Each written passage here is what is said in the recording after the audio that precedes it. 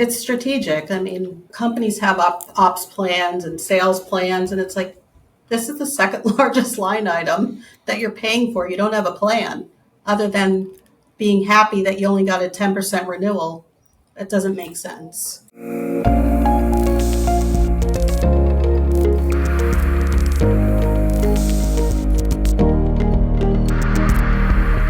Hello, everyone. Welcome to another episode of the Healthy Savings Podcast. I'm Sasha Grubov. I'm your host. I'm the founder of Miwu. And today we're joined by Stephanie Koch. She is the director of HR at Hendry Marine and has some awesome healthcare stories to share. Stephanie, thanks for hopping aboard and being on the podcast. You're so welcome. Thanks for having me. Stephanie, we love to start these by just jumping into who you are, your background, your journey through, in your case, through HR, how you got into the employee benefits world and the healthcare world. And then we can take it from there. Okay. Sounds like a plan. So I actually have been working in HR for 25 years. And when I say that out loud, I'm like, oh my God, it makes me feel really old. But at the same time, it makes me realize how much change I've seen in the past 25 years from when I started in my 20s to where I am now. I grew up in New Jersey and moved to Florida in 2000. And I have a 16-year-old son. He's amazing. And just have a good old time together and just love working in HR, love helping people, love leaving an impact with the different companies I work for and just enjoying it. How did you get into HR in the first place? Like, did you expect to go into HR? Did you know folks that were in HR? Was it the first job? So no, and that's always a funny question I get asked because when I graduated from high school, I decided I wanted to be an executive assistant. And at the time in the 80s, you learned stenography, which is like handwriting hieroglyphics, right? And you had to take typing tests and all that crazy stuff. So I did that and got my first job when I think I was 20. And after a little bit of time being there, I'm like, this is not what I want to do. So I ended up going back to school, and I went to school at night for 9 years to finish my bachelor's degree. But from that first job I got to the time I was really immersed in college at night, I actually had gone into HR, and I had a wonderful mentor, and I knew right away I loved working with companies where I felt like I can make a contribution that could really have an impact on the long-term, culture and effect for the company. I figured out that I don't like to work with companies where you have to work in a box and there's really a lot of structure. I really like to work for companies where you have the ability to create the department you want to have that lasting impact, where people can look back and really remember what you did for them. That's really cool. And how did you go from starting off in HR to being an expert in healthcare? Oh God, is that what we're calling me now? I mean, I think so. I think that's a fair statement. I appreciate that, Sasha. So, having worked in HR in all different areas, I was always a generalist. I never wanted to necessarily focus on one area of HR. So I always wanted to have experience in everything. But when I was younger, I would sit through enrollment meetings or trying to really understand what was going on. But I really didn't, right? Because I was so green. But I would sit in these meetings, trying to really listen. And after a couple of years, I was sitting in renewal meetings and really starting to go, well, these numbers don't make sense. What's the fuzzy math you're doing? Because we were fully funded. So when you have hundreds of employees and someone is telling you based on some manual adjustment, you're getting an increase and you really can't understand it, then that was the first sign of, that's interesting. But I didn't know that there was other ways that you can really administer or have healthcare. And then I went to work for a company that was self-funded. Now, mind you, the company I worked for a long time where we were fully funded, we had like over 700 employees. But at the time, being self-funded or the thought of it was something that was, I guess, scary because as HR professionals, we're not really formally trained in benefits. So when I was given an offer to go work for a different company as a VP of HR, I learned that they were self-funded with Cigna. And I was like, well, I'm going to jump in and see. It can't be that different. And it actually wasn't, because what I learned was, you had a little bit more control of the plans. Your plan design looks like it would if you were fully funded, right? But we also, despite some of the activities and changes we were putting in place, we still weren't seeing the big aha moments of, if we're doing these things like they say we should be doing, you should be making, having big impact and not seeing the increases. And that wasn't the case. So I know that was a long answer to your question, but the next part of that progression was then getting to a point in a self-funded space at my last company where we got an 18% increase. And we said, And how big was the company, and how meaningful is 18%? It's meaningful to any company, right? Because we had 450 employees, and if I remember correctly, there were maybe 600 covered lives, give or take a few. But 18% for any company is a huge increase. We all looked at each other and said, okay, what are we going to do? There's got to be a better way. So it just so happened that shortly thereafter, some of the people on my leadership team were at a benefit consortium. They came back and said, well, we think we might have found something that has the potential to save the company millions of dollars and really provide good benefits for the employees. And they started explaining what it was, and it was reference-based pricing. And my first comment to them was, yeah, that's not going to work, and no. And when I look back, I am grateful that I decided to then open my mind and not be so short-sighted, because it really made a significant impact. It had a significant impact. It made such a difference in not only for the company I worked for at the time, but even my own career, because it really gave me, an opportunity to do something really different and outside the box. Why was your initial answer no? I think I know the answer, but what was going through your mind when the crew came back and said, okay, we're reference-based pricing is the thing? When you look at it and you look at the amount of savings potential that your company has, you think it's too good to be true. But the other part of it is, again, as HR professionals, we're not necessarily formally trained. We're trained that having benefits is a part of a good company culture and good for recruiting and retention. But the nuts and bolts of running a healthcare plan is not necessarily something we're trained on. So it seemed very scary to me because no one was really talking about it. And all we knew was fully funded. And I barely knew self-funded because I just got to that company a couple years before. And here we were about ready to jump into a totally different concept. I think the other part was instinctually, I think we all know the healthcare system, we call it broken, misaligned. But until I really got on the other side of it, you kind of peek behind the curtain, you don't understand. But once you understand and see it, you can't unsee it. How'd you peek behind the curtain? What was that process like? And what did you see? What did we see? So one of the first things I do remember was, okay, I'm kind of like a show me kind of person, like you, Mr. Reference-Based Pricing Company.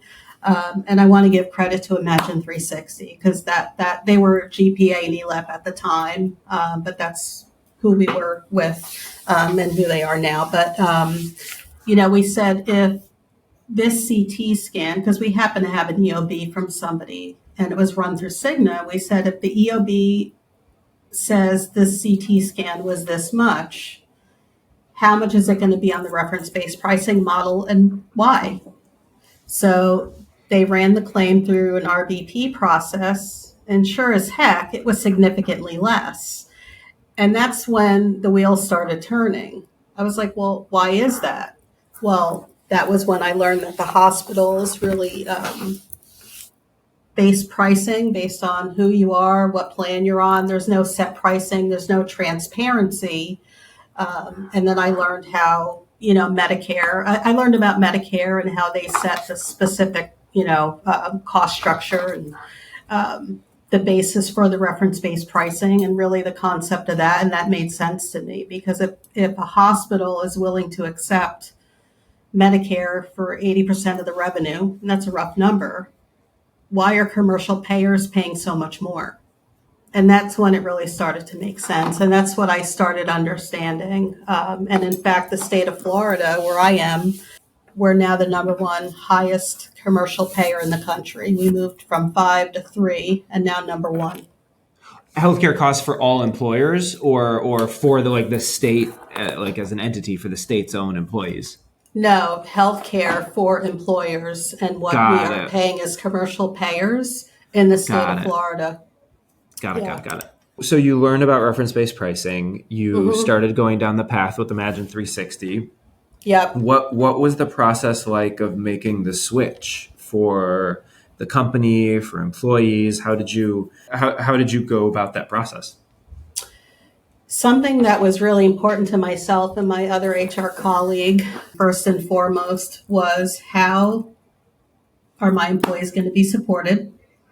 And then how are we going to be supported as HR? Because something new sounds like a lot more work, right? I mean, that's what somebody would assume. And we actually took a flight and we met with the people in the Imagine 360 office. And we met the people that were going to not only support the HR team, but support the employees. And they really helped us, held our hand through the process, but really helped us understand the level of advocacy, the concierge type service our employees were going to receive that was above what they were receiving before.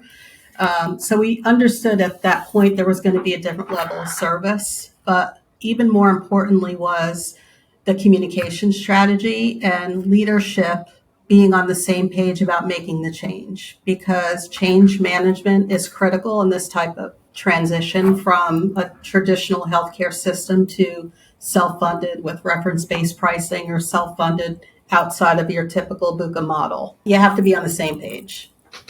And then when you guys went live, how did that go for employees? Like, were there hiccups that you had to kind of get people over? Were there a bunch of people who couldn't go see their doctor anymore, or was it smoother than you would have expected? It was smoother than we expected, but we had a very, very methodical rollout of the program. We made sure that we wrote a presentation, and I've talked about this before, and we practiced the presentation with our middle management team because they were the ones that managed the majority of the employees, like the boots on the ground. And we wanted to make sure they were on board because we assumed that they were going to get a lot of the questions and feedback at the local office. We had 14 offices. We wrote the presentation. We actually presented it to them, and one of them raised their hand and said, well, this is great for the company saving money, but how is it going to help the employees? And you have that oh no moment of, okay, we need to rewrite this. We need to make sure that the employees were understanding the real reason why we were doing this. And we rewrote it and we made it all about the employees and the healthcare space in general, that we were getting the 18% increase. We didn't think it was fair to pass more cost along to them and cut the plan. So we didn't want, essentially, like everyone else is doing, having your employee pay more but get less in return for your benefits. I mean, we had a really methodical communication strategy. So that was really important. And was a lot of the focus there to say, hey, look, this is the alternative, right? Today you're paying X dollars for a family plan if you opt into coverage. Next year you're going to be paying Y. which is 18% Yeah. more, and we're going to cut your benefits. So like that's what you have on this side, and then on this side you're going to be paying this much, and here's how it works.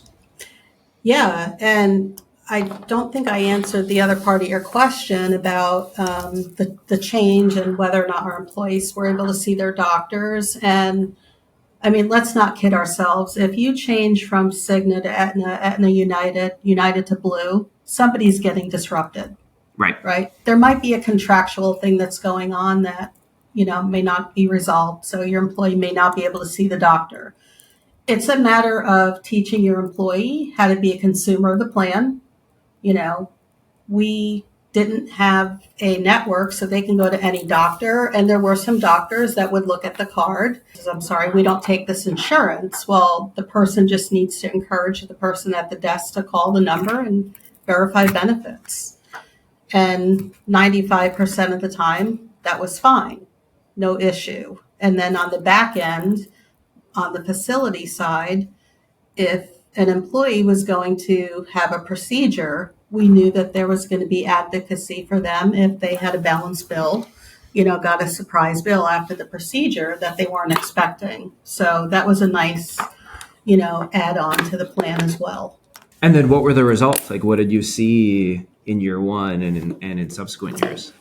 So I was only there for the first 3 years we were on the plan, but the first year and subsequent years, we saved about $1 million from our spend, which was great the first year because we didn't change the plan design. We changed it year 2 when we knew that we were going to save the kind of money we were saving. We were able to enhance the plan designs and pretty much not make any changes to the premiums. So we're giving more, right? And not taking more for the premium changes. You're flipping the script at that point. That's cool. And then how did it work with the hospital, like with the local hospitals? Were employees able to still go to all the same places? Were there direct contracts with some of the hospitals? Were there any hospitals that were like time out? This is one that does not play ball with our plan, and you need to know that. Yeah. Well, again, I think there's always going to be some kind of potential conflict no matter what plan or platform you're on. But there are occasions where a hospital is not familiar. It's just a matter of them calling a phone number and verifying benefits. And usually 98% of the time, there are no balance bills because everything has been coordinated on the front end and it really hasn't been an issue. It's amazing. It's all about communication and making your employees aware.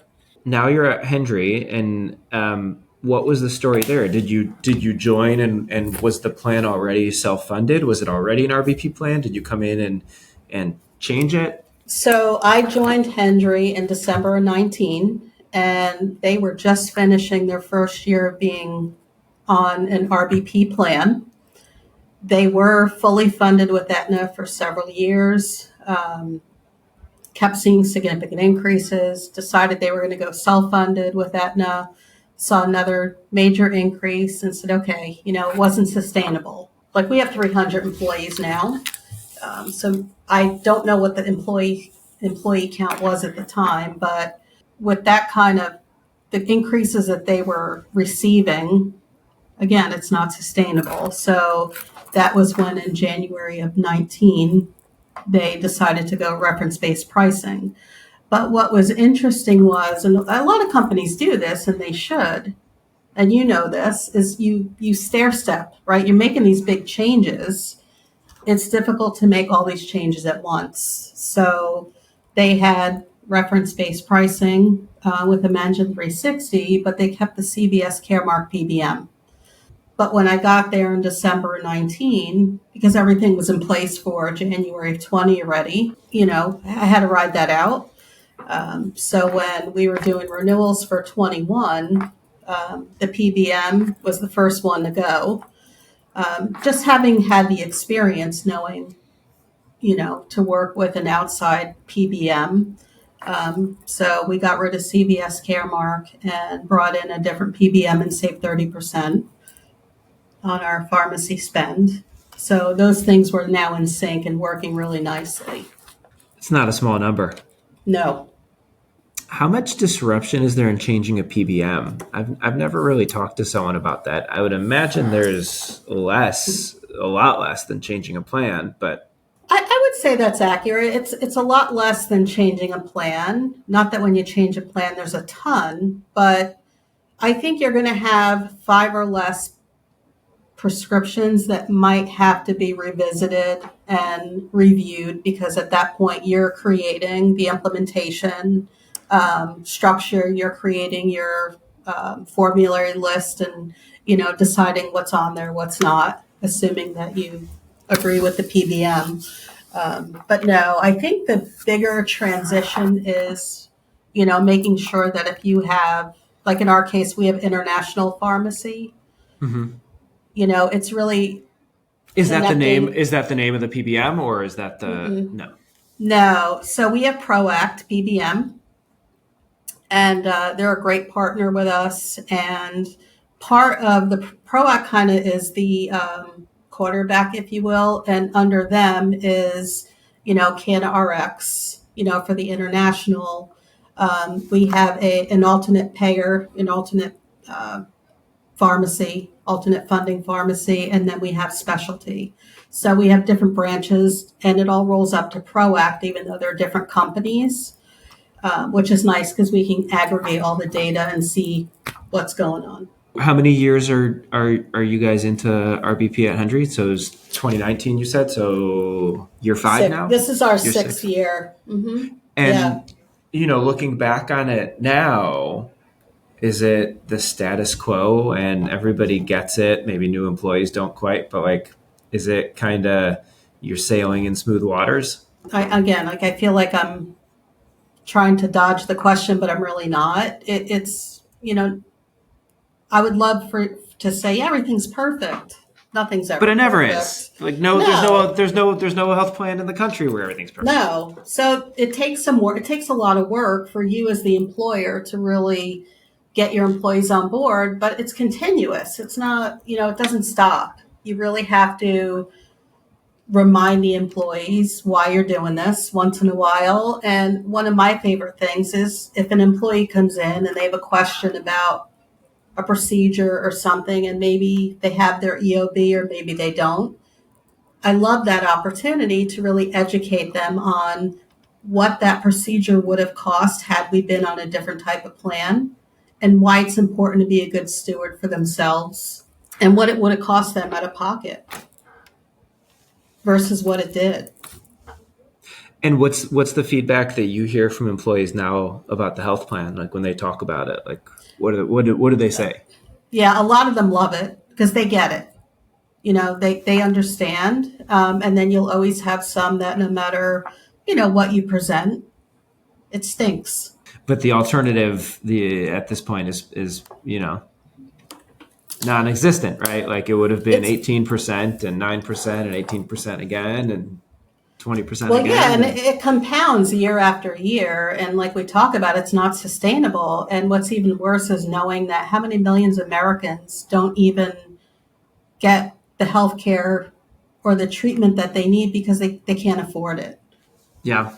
Even though they have health care, the people that are in debt or, because of health care expenses, it doesn't make sense. A thing that we see is so many employers have moved to having high deductible plans, and those high deductible plans have ever higher deductibles. I get it. There's some benefits. Skin in the game can make people make decisions, but like there's real stats out there on how many people are skipping their Yeah. basic healthcare procedures because they have a $4,000, $5,000 deductible, whatever it might be.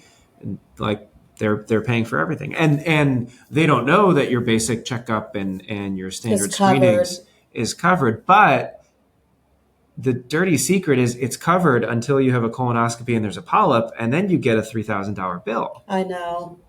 So it's like it's covered, but then you get burned by it once and you don't believe that it's covered because it wasn't covered for you.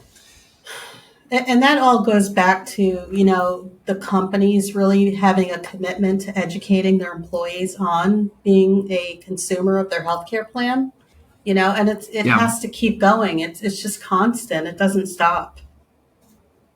What are you excited about as you look forward? Like, are there things that you want to change about the plan, add to the plan, subtract for the plan? Like, if you think about us having this conversation in Yeah. I don't know, 2026, 2027, like what are we talking about? When you're on a self-funded plan, like, and especially the one we're on with Imagine 360, we have access to all of our data. So I always say that without data, you can't have a plan because otherwise you're throwing, darts at the wall and seeing what sticks. So all the decisions we make are so methodical and it's based on the data. You know, we're sitting through a mid-year review in the middle of 2021, and one of the things that was glaring at me was the fact that we only had a 15% utilization of the preventative wellness benefit. Now, to give you a little background about the shipyard, now Hendry Marine is a holding company for two shipyard operations, both marine repair and anchor sandblasting.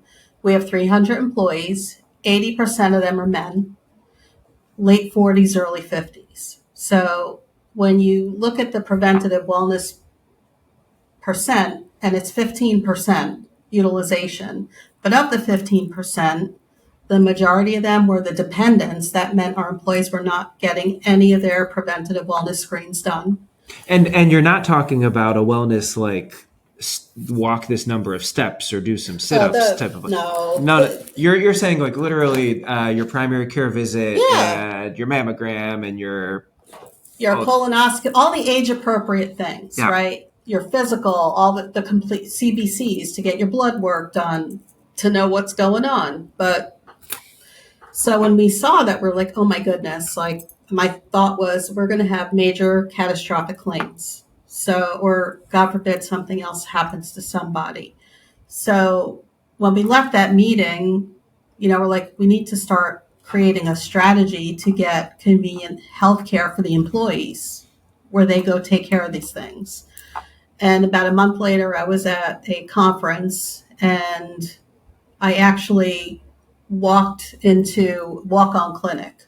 I don't know if you're familiar with them. Not them specifically, but familiar with the concept and very much believe in it. Yeah, it was incredible because I saw it and I said, that's it. I said, just conceptually, I could see it. At the shipyard, it was mobile, it would be there, it would have a presence. So I did a tour of the walk-on clinic, and that was August of 21. By January 22, we had it implemented. Now, in between this time, we had also done a dependent care audit because when you're self-funded, you don't want people on the plan that, are not dependents because you don't want people paying for people that don't belong on the plan. So we had cleaned up our plan. We got about 33 people off the plan that didn't belong. Brought the walk-on clinic into the shipyard. At the time, it was 1 day a week. We ended up having a contest because I know we only talked at one time, but I'm a very optimistic person. And I was thinking, oh, goody, we're going to bring this here and everybody's going to want to go to the doctor. Right. No. So their first thought initially was, why does the company want to know my healthcare business? Right. Rather than seeing it as a positive. So we ended up hosting a contest to drive people to the clinic. And by virtue of doing that, they discovered we had one employee that had thyroid cancer, and one had his sugar was so high, he was almost at stroke level. He was diabetic, didn't know. And the stories go on and on and on. And from those moments on, we just kept picking up volume over there. And we increased to 2 days a week last July. And it's been one of the best things we've done for our employees. If you think about recruiting, retention, everything. That's amazing. Have you seen that kind of stuff is difficult to measure ROI on, right? Because costs do go up. So it's tough to peel it back, but have you guys tried to do that? Have you seen ROI on the walk-on clinics? We're about to do a really full analysis because now we're in our third year. We're going to do an analysis at the end of July so I can get back to you on more specifics about that. But interestingly enough, we're able to see hard and soft dollar ROIs, related to, people that would have ordinarily had to leave 4 or 8 hours, leave work, which is less time that they have for PTO. It's less time for them to be productive, or productivity would have gone down. Um, it's a great engagement tool for the employees. They're healthier. So there's a lot of good stuff related to the ROIs that we're seeing, but we're going to have more data in the next month or so. That's amazing. The data point is one that we at Milu have been thinking about a lot. I mean, the whole time, but also especially recently. I think there's a massive untapped opportunity in using the data to find these preventative gaps in care. And it starts with the basic stuff, right? Like who should be using a benefit that they have in the plan and they aren't, who should be getting their annual screening that they aren't. Like that's the blocking and tackling. That by itself is, pays for everything and is massive for any company that's not proactively going and getting a walk-on clinic, et cetera. But sometimes they can't get the data. Sorry, I just wanted to say that. If you can't get the data, you're stuck, right? Mm-hmm. That's why, like before all of this, the moving to self-funded is huge, right? Because then you can actually do stuff. Before that, it's totally out of your control. Yeah. Well, and then there's a future there that I'm really excited about, which is where does it go? Once you identify the folks who should be using their benefits and you get them to use them, never 100%, but a higher number. Right. And the folks who should be getting their preventative screenings and aren't, also you won't get to 100, but you could double what you're at today at least. Then there's the next level, which is who has a previous, diagnosis of heart failure where they need to be, for example, getting a flu shot and they're not, or who is high risk for future cardiac disease and hasn't seen the cardiologist, and like taking it to the next level and the next level and the next level. Yeah. And I'm excited about where technology can take us there. The technology will never do it by itself, right? Like you'll always need a nurse on the phone, a walk-on clinic, somebody making something happen, but I think it can start. Yeah, I mean, initially the concept was we need to connect a preventative care type facility to our employees, but then it just kept growing because we realized the potential that we had by having this primary care clinic on site. It's primary care, and I'm sure that there's a shortage of primary care doctors, and knowing that, if our employee needs, whatever, they can go right to the shipyard, because otherwise they got to wait for a year, right? Yeah. Or they don't know how long it's going to take, or they go to maybe an urgent care. And that's not someone who regularly sees them, so there's no relationship. But yeah, so we started doing blood work. That was something we brought in. And then we're doing EKGs. We do back to school physicals for the kids and return to school, or the sports physicals. And then we started doing some like colon screens, not colon guard, but Guardant is one that we have on site there for the participants, and doesn't replace colonoscopy, but at least it's a marker. Right? If somebody has something going on and they don't want to do a colonoscopy. And it just, we just keep looking for other things that we can do to enhance the offering. That makes sense. I'm curious, how do you guys analyze the data today? Like when you go and you decide what are the decisions that you want to be making and thinking about, do you have a set of brokers and advisors that you work with who help? Is it you and your team? Is it the Imagine 360 team or other, solutions that you work with? How do you guys get the data, clean the data, and do the analysis that you need to? So it's kind of all of the above. It's really a collaborative effort. So, a lot of the data comes from our broker partner, but also Imagine 360. And typically, in our case, we'll look at the PBM side, and we know like we have 10% of our population is diabetic, and that's something that we continue to focus on. And then we'll still, drill down more. Like this year, we're focused on things like readmissions. We want to see what's happening with that, infections, things that are causing other claims and other issues. Got it. Stephanie, thank you. This has been amazing, and it's awesome to hear your story. I guess to end, what's the message that you would have for other employers? Like if there's someone who's you 5 or 10 years ago before you went down on this journey, and they're watching this or they see you somewhere, like what do you want them to take away from this? I'm glad you asked that question, because if you would have asked me 2, 3 years ago, I would tell you, no, I'm never going to do public speaking. I'm never going to be on podcasts. Like I never saw myself doing this, but it's because there is a world of opportunity for HR professionals to really support their companies and their employees in the healthcare space. They just need to be open-minded and believe that they have to find a broker partner advisor that is going to lead them down the right path. But also, on the compliance side, making sure that they're in tune with what the requirements are for compliance. But just be aware that there is a way to peel back the onion on healthcare, and there's a way to solve that problem, and you actually can become more of a profit center for your company.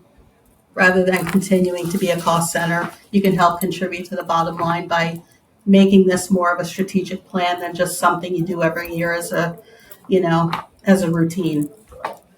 That makes sense. And by the way, I don't think anyone out there is saying, hey, I can actually contribute to my company's bottom line. So I think just like hearing that is a complete different way to think about it. Outside of folks who, have been exposed to cost containment measures and interactively doing something about it. Yeah, it's strategic. I mean, like companies have ops plans and sales plans, and it's like, this is the second largest line item that you're paying for. You don't have a plan other than being happy that you only got a 10% renewal.